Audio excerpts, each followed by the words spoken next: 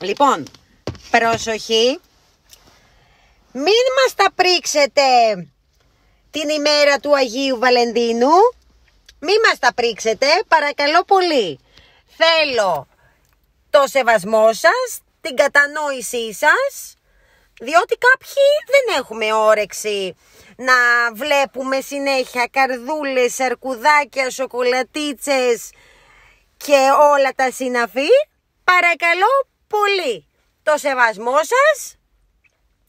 Δεν έχουμε όρεξη να βλέπουμε μέλια, το ένα, το άλλο, σιρόπια και όλα αυτά, εντάξει. Προσοχή. Χαλάει η αισθητική μας σε μερικούς, χαλάει η αισθητική μας.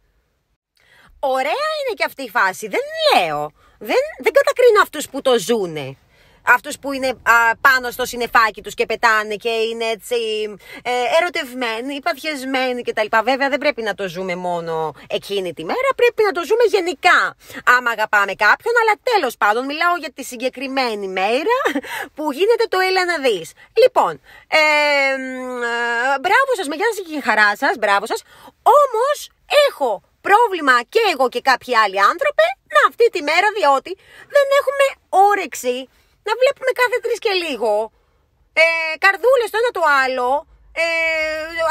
Του Αγίου Βαλεντίνου θα κάνω αυτό, του Αγίου Βαλεντίνου θα κάνω το άλλο, δώρα από εδώ, δώρα από εκεί, χαμός για εκείνη τη μέρα. Δηλαδή έλεος, κουράστηκα τόσα χρόνια, δεν μπορώ άλλο. Παρ' όλα αυτά, να είστε καλά, καλό υπόλοιπο.